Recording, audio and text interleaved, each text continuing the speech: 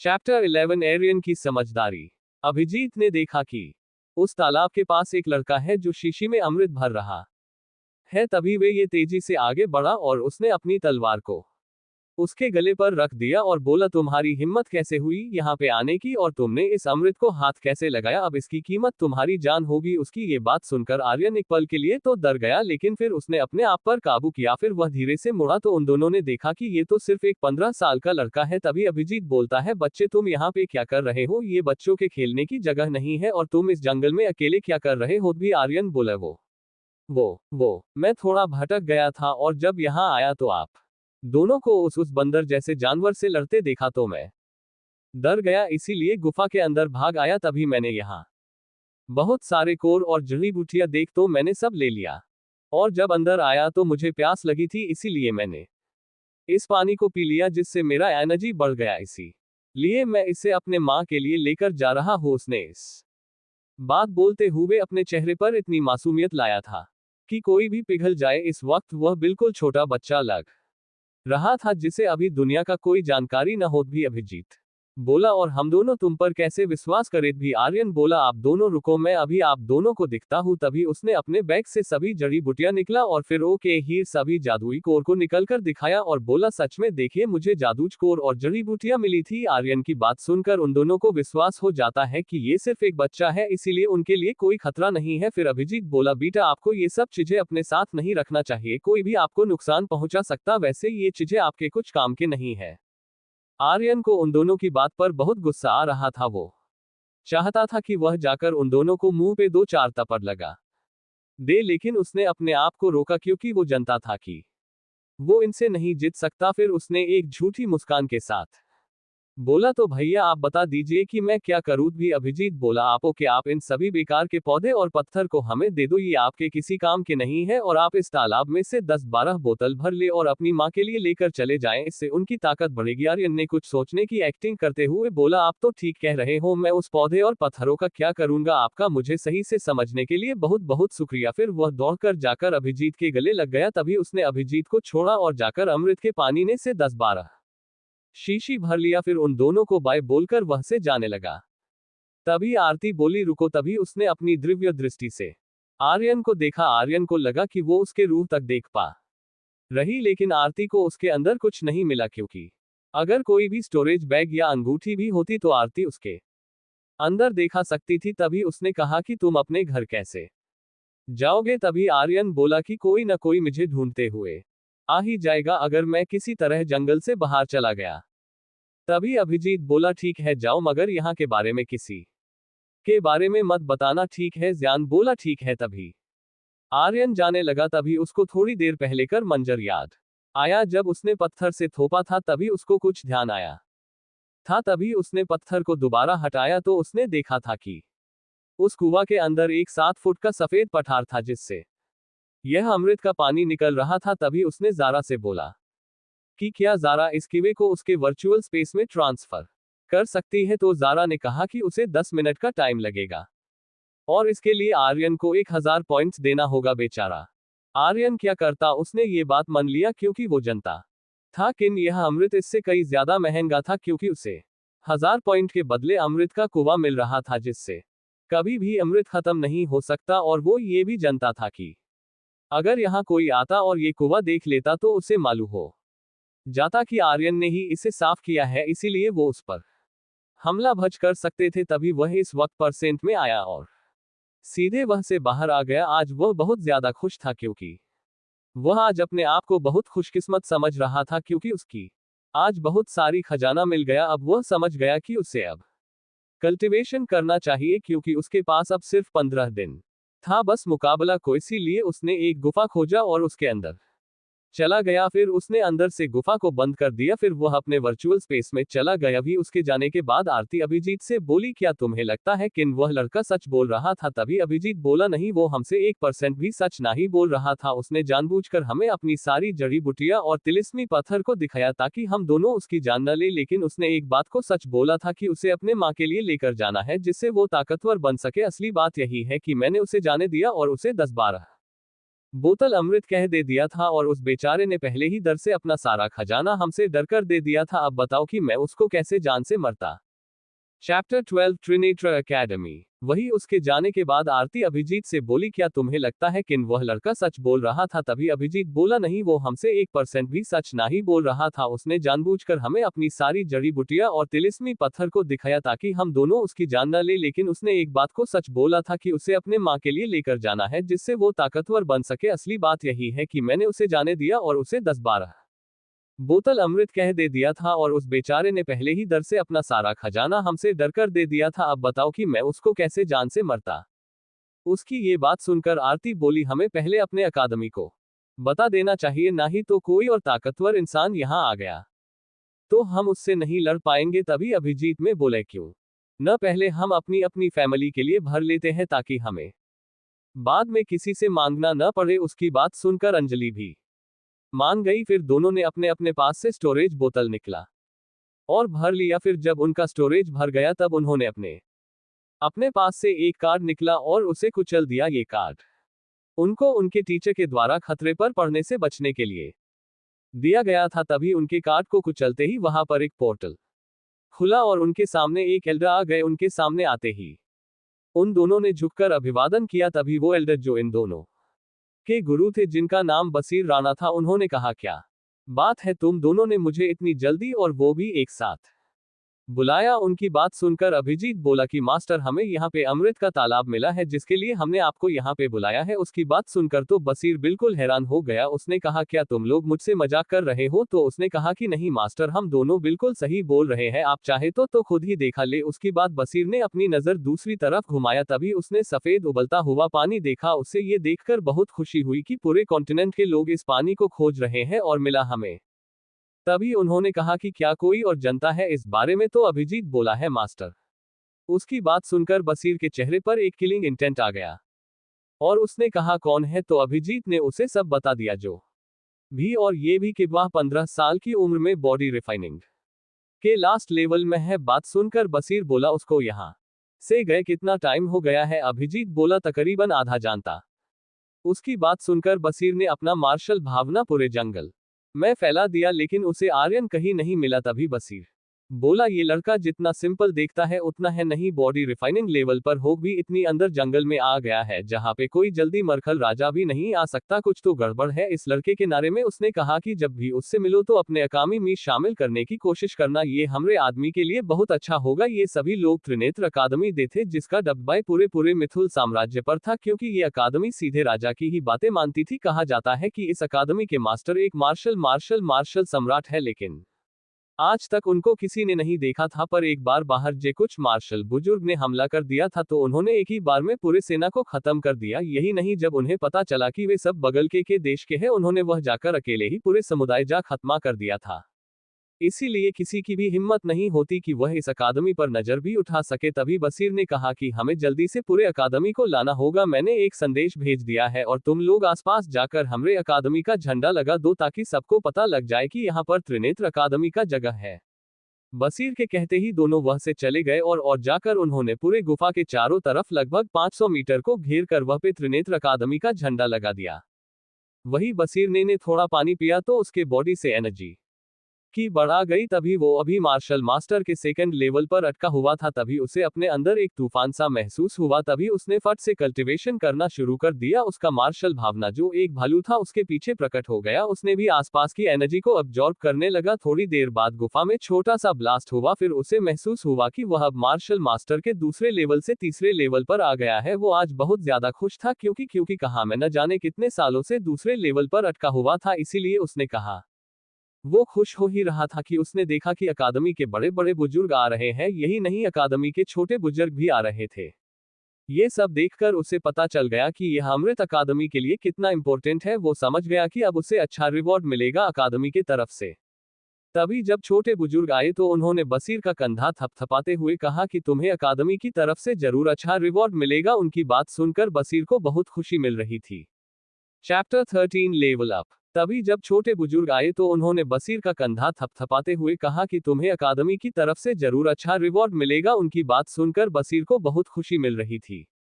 तभी एक और बुजुर्ग ने कहा कि मुझे पता चला है कि शर्मा परिवार और रायजादा परिवार सबको यहाँ की पता चल गया है, हमें भी करना है, जल्दी करना। तभी एक बुजुर्ग बोले, क्या आखिर उनको कैसे पता चला? तभी वो बोले, ये अमृत 10,000 सालों में एक बार ऊपर आता है और यहाँ की पता हर बड़े परिवार को है। यही नहीं, उन्होंने हमारे ऊपर कई जासूस बैठा रखा है, हमें इस तरफ आते देखा, उन्हें पहले से ही अंदाजा हो गया होगा। अभी वो बोल ही रहे थे कि उनकी किसी पावरफुल शक्ति का आने का एहसास हुआ, तभी उन्होंने कहा वो लोग आ गए। तभी उन्होंने देखा कि उनके सामने एक बूढ़ा आ रहा था जिसके पीछे 10-12 लोग आ रहे थे। वो बूढ़ा मार्शल राजा के चरम पर था। तभी एक बोला, ये तो रायजादा परिवार से अधीश रायजादा है। वे लोग आपस में बात कर ही रहे थे कि तभी वह पे और भी लोग आ गए। इन लोगों ने हरा ड्रेस पहना था, ये लोग ठाकुर परिवार से थे। तभी वह पे और भी लोग आ गए। उनके आते ही सभी लोगों ने उनका अभिवादन किया, क्योंकि शर्मा परिवार और सही परिवार साथ में आ रहे थे। उन सब के सामने आते ही उन्होंने देखा कि एक शर्मा परिवार के बड़े बुजुर्ग कंचन शर्मा थे और राजदरबार के प्रधानमंत्री शैलेश राजपूत थे, क्योंकि राजपरिवार अपने नाम के बाद राजपूत ही लगता था। तभी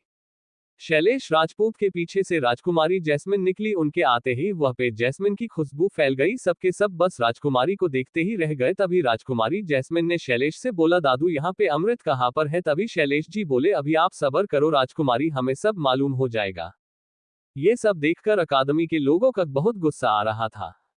कायदे से इस अमृत पर अकादमी का हक था, लेकिन वो जानते थे कि वो एक साथ चारों से नहीं लड़ सकते। लेकिन अकादमी के छोटे बुजुर्ग का सभी लोग इज्जत करते थे, चाहे राज घराना हो या तीनों परिवार। तभी छोटे बुजुर्ग ने कहा कि हमें इस अमृत का 4 भागों में बांट देते हैं, लेकिन अकादमी का हिस्सा ज्यादा होगा, क्योंकि इस अमृत को हमने ढूंढा है और यहाँ तक कि इस अकादमी में आप सभी के लड़के ही पढ़ते हैं। तभी शैलेश जी बोले, ऐसा करना ठीक नहीं होगा, अमृत बराबर बराबर भागों में बटेगा। उनकी बात सुनकर सभी लोग सहमत थे, लेकिन छोटे बुजुर्ग को बहुत गुस्सा आ रहा था। लेकिन वो जानते थे कि वह अब कुछ नहीं कर सकते। फिर सभी ने तालाब को 4 भाग में बांट दिया और सभी ने अपने अपने पास स्टोरेज कर लिया। जब पूरा अमृत का पानी खत्म हो गया था तो सभी लोग वहां से चले गए। आज सभी लोग बहुत खुश थे, क्योंकि आज से उनकी ताकत बढ़ने वाली थी, क्योंकि ये अमृत मार्शल सम्राट तक काम आता था। इसी लिए सब थोड़ा खुद थे, लेकिन उनको ये पता नहीं था कि असली अमृत पहले ही किसी ने ले लिया था। अगर इनको मालूम होता तो आज पूरे साम्राज्य में तहलका मच जाता, क्योंकि एक 15 साल के लड़के ने पूरे मिथुल साम्राज्य के सबसे शक्तिशाली लोगों को बेवकूफ बनाया था। खैर, सभी लोग वहां से चले गए और इधर आर्यन के वर्चुअल स्पेस में आर्यन के तरफ कई कोर फैला हुआ था। आर्यन इस वक्त अमृत के झील कुएं के पास बैठा था। वही उसके सामने कई शीशियां पड़ी थी, जिसमें ऊपर पे अमृत की बोतल थी, जिसमें से उसने एक बोतल को पहले ही पी लिया था। इस वक्त उसने न जाने कई जड़ी बूटियां और फल भी खा चुका था। तभी उसके आसपास बवंडर का तूफान आ गया। वो जानता था कि इस जगह रहना सही नहीं है, इसी लिए वो जल्दी से एक पहाड़ पर चढ़ गया और वो पे कल्टीवेशन करने लगा, जिसके वजह से उसके बॉडी के चारों तरफ एक सुनहरी रोशनी फैल गई। तभी उसे लगा कि उसके बॉडी लावा की तरह हो गया। तभी उसके बॉडी से सुनहरी लाइट इतनी तेज निकल रहा था कि उसकी रोशनी पूरे वर्चुअल स्पेस में फैल गया था। यही नहीं, उसे इस वक्त बहुत ज्यादा दर्द हो रहा था। उसे लग रहा था कि कोई उसकी जान निकल रहा हो। इस वजह से अब आर्यन की हालत और भी खराब हो गई। तभी आर्यन के बॉडी से सुनहरी रोशनी ने एक अधूरे ड्रैगन का रूप ले लिया, जिससे उसका सभी घाव भरने लगा और अब उसे थोड़ा दर्द कम हुआ। उसका दर्द जैसे ही कम हुआ, उसने झट से एक बोतल अमृत का निकला और उसे पी गया। ये अमृत बाहर वाला था, क्योंकि वो जानता था कि वह ओरिजिनल अमृत को अभी एक बूंद भी एडजस्ट नहीं कर सकता। उसके लिए उसे पहले मार्शल भावना पर पहुंचना होगा या उसे किसी गोली में डालकर खाना होगा, तभी वह उसे एडजस्ट कर पाएगा। तभी उसके अमृत पिटे ही उसमें बॉडी से सुनहरी रोशनी निकले लगी, वह उसकी ताकत फूटने लगी। Martial body level 1, level 2, level 3, level 4, वह सीधे लेवल 5 तक पहुंच गया। लेकिन फिर उसने अपनी ताकत को दबाना शुरू कर दिया, क्योंकि वो ये भी जानता था कि अगर उसने अपनी ताकत काम नहीं किया तो इतना लंबा छलांग उसके फ्यूचर में परेशानी का जरिए बनेगी। इसीलिए उसने अपना लेवल काम करना शुरू कर दिया, लेवल 4, लेवल 3। लेकिन वह अब इससे ज्यादा काम नहीं कर पा रहा था। इस वक्त उसकी पूरी बॉडी लाल हो गई थी, उसके पूरे बदन से खून बह रहा था। उसका दर्द इस वक्त तूफान पर था, वह हिम्मत हारने ही वाला था कि तभी उसके सामने उसके माँ का हंसता हुआ चेहरा आ गया, तभी उसके बॉडी से फिर सुनहरी रोशनी निकलने लगी, जिसके बाद उसने जोर से चिहाड़ा और उसका लेवल मार्शल बॉडी के दूसरे लेवल पर आ गया था। उसके बाद उसने अपने बॉडी को अंदरूनी ताकत से मिलाने लगा। जब उसकी बॉडी स्थिर हो गया तो उसने अपने सामने वाले पत्थर पर एक मुक्का मारा, जिससे वह पत्थर पर दरार आ गया। फिर वह झील के पास आ गया। उसने ज़ारा से बोला, क्या तुम इस झील के चारों तरफ एक सेफ्टी लेयर बना सकती हो? ज़ारा बोली, होस्ट क्या आप और कुछ भी करना कहते है? उसे ध्यान आया कि उसे कुछ अलग करना चाहिए, इस पे अपनी पहली दुनिया जैसे एक महल बनवाना चाहिए। तभी उसे ज़रा को कुछ बात समझाया और बोले कि झील और जड़ी बूटी को पीछे गर्दन में डाल देना और आगे की तरफ महल की में गेट होगा और पिछले गर्दन के चारों तरफ एक सिक्योरिटी लेयर बनवा दिया, ताकि अमृत का कुआं और कोई भी और उसका पता न लगा पाए। फिर उसने अपने पास से सभी इंपॉर्टेंट सामान उस महल के अंदर रख दिया। यही नहीं, वह बाहर आकर अपने पुराने घर जैसा घर बनाने के लिए ज़ारा को बोला। ज़ारा ने उसके यादों में खंगाल कर उसके पुराने घर जैसा बना दिया। तभी आर्यन ने जब अपने पुराने घर को देखा तो उसके आंखों से अंशु गए। उसने आते ही पड़ा था मार्शल देव बनने के बाद वह किसी भी अयन को खोले कहीं भी जा सकता था, इसीलिए उसने खुद से वादा किया कि वह बहुत जल्द मार्शल देव बनेगा और अपनी दुनिया में वापस जाएगा। इतना सोचने के बाद वह से बाहर आ गया। जब वह बाहर आया तो उसने देखा कि उसकी गुफा पहले की तरह ही थी। उसके सांस में सांस हुई। उसको वह रहते हुए पूरे 1 महीना हो गया था। इसका मतलब बाहर अभी 1 या 2 दिन ही हुआ था। अभी उसके रायजादा परिवार के सरमानी को 15 दिन बाकी था, इसीलिए उसने यहाँ पर रहकर ट्रेंडिंग करने का सोचा। पर उसे आज जंगल में कोई भी जानवर दिख नहीं रहा था। आज उसे यह जंगल बहुत शांत और बदला बदला लग रहा था, इसीलिए वह जंगले और अंदर चला गया। पर वह जानता था कि वह बहुत अंदर नहीं जा सकता, क्योंकि वह पर रैंक 4 और रैंक 5 के जानवरों का ठिकाना था। इसीलिए वह अंदर नहीं गया और अमृत के गुफा की तरफ बढ़ने लगा। अभी वह आगे बढ़ने ही वाला था कि उसके कानों में कुछ आवाज आई। वह तुरंत एक झड़ी में चुप गया। चैप्टर 14 गायत्री की उदासी।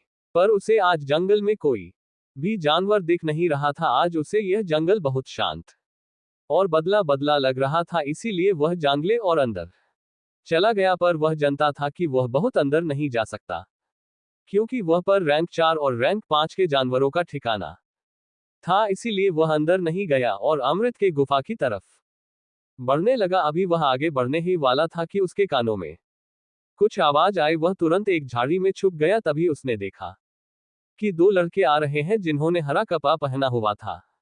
एक दे कहा, तुम्हें मालूम है कि अकादमी वालों ने पूरे गुफा को सील कर दिया है और यही नहीं, उन्होंने कहा है कि बहुत जल्द वो यहाँ पे अकादमी के लिए सिलेक्शन होगा। आर्यन समझ गया कि अब उस गुफा को जाना सही नहीं होगा, इसीलिए वह घर की तरफ निकल गया। तभी उसने ज़ारा से बोला, ज़ारा क्या तुम्हारे पास कोई ऐसी तरीका नहीं है जिससे मेरा लेवल छुप जाए, जिससे किसी का मुझ पे ध्यान ना हो? भी ज़ारा बोली, होस्ट तरीका तो है, पर 10 पॉइंट्स लगेगा आपके ऊपर। तो पहले से 500 पॉइंट्स कर्जा है, अब आप जब तक नहीं चुका सकते मैं कोई मदद कर सकती। तभी आर्यन बोला, 500 पॉइंट्स तुम मुझे सीधे सीधे लूट क्यों नहीं लेती ज्यादा से ज्यादा? मेरे पर 500 पॉइंट का कर्जा था। तभी ज़ारा बोली, होस्ट जब आप लेवल अप कर रहे थे तो आपको बचने के लिए असुर बॉडी में ट्रांसफर कर दिया गया था, जिसका आपको 500 पॉइंट्स देना होगा। तभी उसने जल्दी से कहा, तुम 5 बूंद अमृत ले लो। उसके इतना कहते ही उसने जल्दी से पूछा कि ये असुर बॉडी क्या? तभी ज़ारा ने बोला, होस्ट असुर बॉडी एक अलग किस्म की बॉडी होती है जो आम मार्शल आर्टिस्ट से 10 गुना ताकतवर होता है। इसे जल्दी किसी भी चीज से भेदा नहीं जा सकता। इससे आप अपने एक लेवल ऊपर के भी मार्शल आर्टिस्ट से लड़ सकते हैं। यही नहीं, आप अपना लेवल छुपाना चाहते हैं तो किसी मार्शल सम्राट के अलावा आपको कोई नहीं देख सकता। उसकी ये बात सुनकर तो आर्यन को बहुत खुशी मिल रही थी। इस बार उसकी किस्मत कुछ ज्यादा ही कमाल कर दिया था। तभी उसके कानों में ज़ारा की आवाज आए, होस्ट आपको वक्त वक्त पे अपने असुर बॉडी को अपडेट करते रहना होगा। आप जितना अपना लेवल बढ़ाओगे उतना ही आपको अपने बॉडी लेवल का ध्यान देना होगा। अब जितनी मेहनत आम लोग करते हैं, आपको उससे डबल मेहनत और टाइम लगेगा।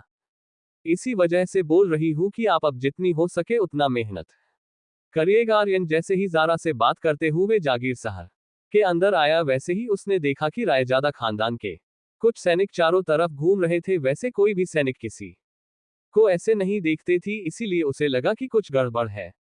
वो जैसे ही उनके तरफ बढ़ने वाला था, तभी एक सैनिक ने उसे देख लिया। वो सैनिक बोला, मालिक आपको बड़े साहब पिछले कई दिनों से धुंध रहे हैं और दूसरी बुजुर्ग की तो हालत खराब है। उसकी ये बात सुनकर आर्यन थोड़ा घबरा गया। उसने कहा कि क्या हुआ है मन को। उसके बाद वह उस सैनिक की बिना कोई बात सुने वह से रायजादा हाउस के लिए निकल गया। जब रायजादा परिवार के सभी सैनिकों ने देखा कि आर्यन आ चुका है और घर की तरफ ही जा रहा है तो वे भी उसके पीछे पीछे आने लगे। वही बाजार में सभी लोग सोच रहे थे कि रायजादा परिवार कुछ बड़ा करने वाला है, पर किसी और परिवार ने इसमें दखल दाजी नहीं की। वही जब आर्यन रायजादा निवास में गया तो सभी हैरान थे, क्योंकि उसकी स्पीड आज अलग थी। लेकिन उन सब से बेखबर आर्यन दौड़ते हुए अपने घर की तरफ दौड़ा। वह जैक उसने देखा कि उसकिया अभी दरवाजे पर खड़ी और मारिया भी वहीं पर है। उन दोनों को साथ में देखकर उसने सोचा कि उसकी गैरहाजिरी में उसकी मां को उसके अलावा सिर्फ मारिया ही संभल सकती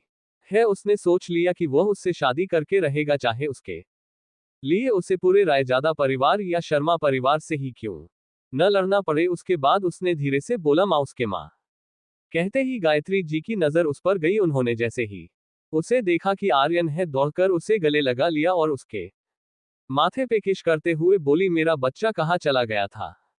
तू एक बार मिलके जाता, बस लेटर लिखकर चला गया। अगर तुझे कुछ हो जाता तो मैं क्या करती? उसकी बात सुनकर उसे हंसी आ गई। उसे मालूम नहीं था उसका बेटा पूरे मिथुल साम्राज्य को बेवकूफ बना के आया था, पर वो जनता था कि मामा होती। इसी वजह से बोला, माँ आप घबराओ मत, मैं ठीक हो। उसके इतना कहते गायत्री जी को ध्यान आया कि वह पे मारिया भी है। उन्होंने साइड में देखा कि मारिया चुपचाप उन्हें देख रही है। तभी गायत्री जी ने मारिया को भी इशारा किया, जिससे वो भी उनके पास आ गई। फिर उन्होंने उसे भी गले लगा दिया।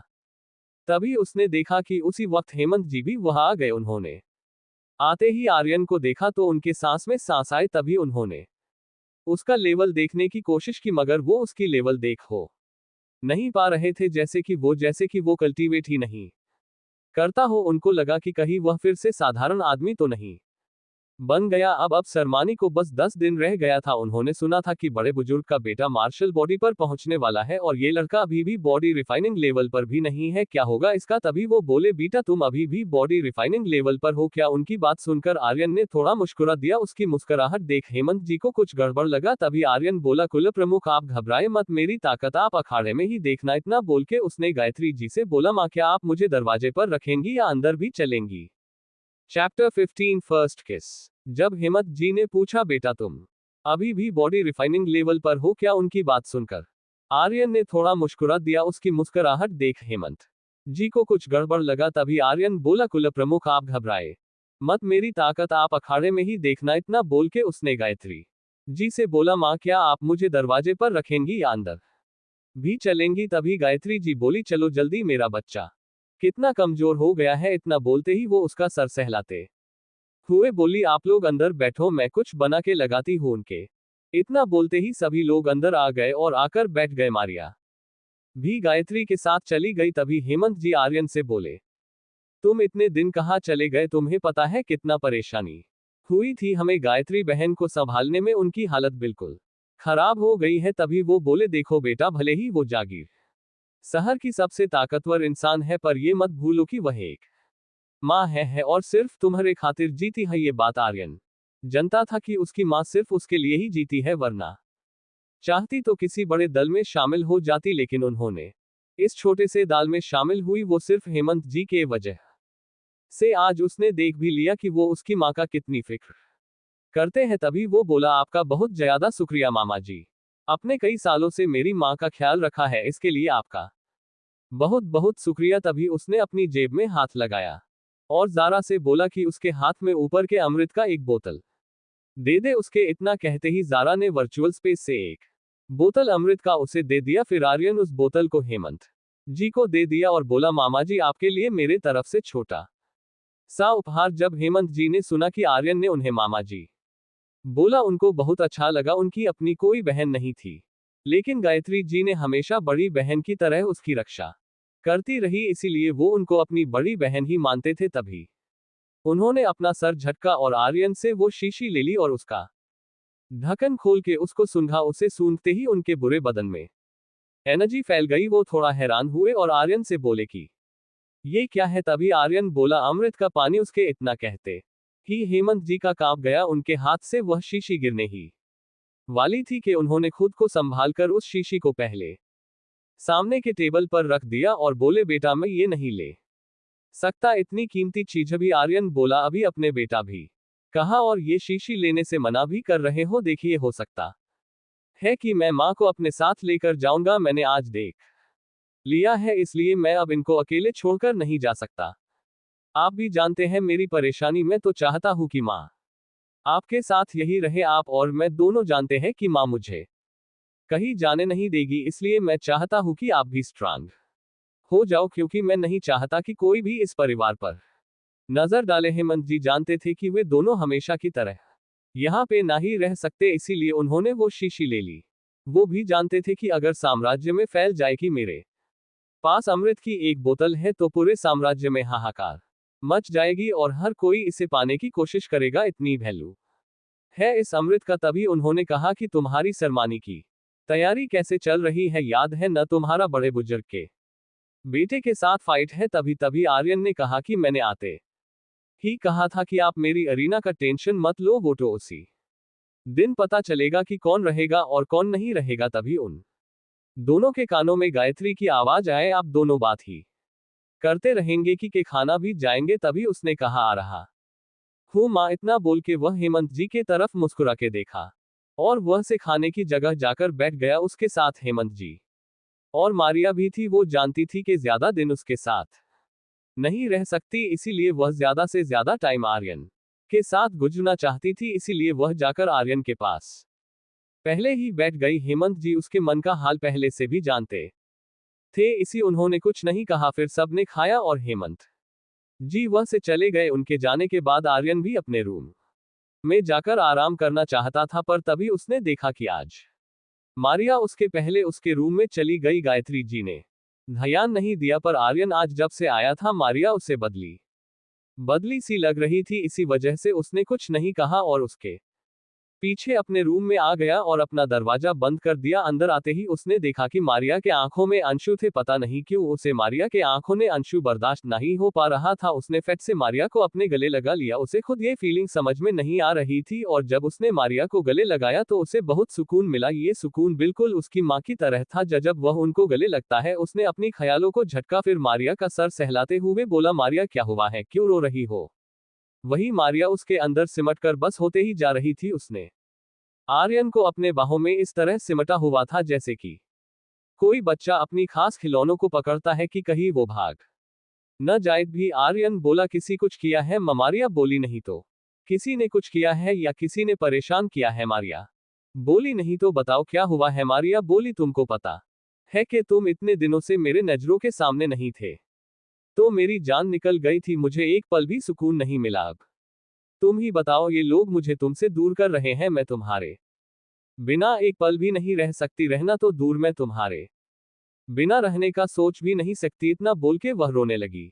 उसका रोना बंद ही नहीं हो रहा था। तभी आर्यन ने उसको चुप कराने के लिए उसके चेहरे को उठा और अपनी होंठों को उसके होंठों पर रख दिया। मारिया भी उसके किश में साथ देने लगी। थोड़ी देर किश करने के बाद आर्यन ने अपनी होंठ को मारिया के होंठों से हटाया और अपने सर को उसके से लगा के बोला, देखो मारिया, मारिया सिर्फ आर्यन की है और आर्यन की रखेगी। हम दोनों को दुनिया की कोई भी ताकत एक होने से नहीं रोक सकती। चाहे मुझे पूरे रायजादा परिवार को मिटाना पड़े, मैं उसको भी मिटा दूंगा। उसकी बात सुनकर मारिया को थोड़ा राहत मिली। फिर वह उठी और वह से जाने लगी। जाते हुए ही बोली, अगले 1 साल के बाद ठीक इसी तारीख को मेरी शादी है। अगर तुमने मुझे वहां से नहीं निकला तो समझ लेना कि वो मेरा आखिरी दिन होगा। अगर मैं तुम्हारी नहीं हुई तो किसी और की बाके कभी नहीं रहूंगी। इतना बोल के वह वहां से चली गई।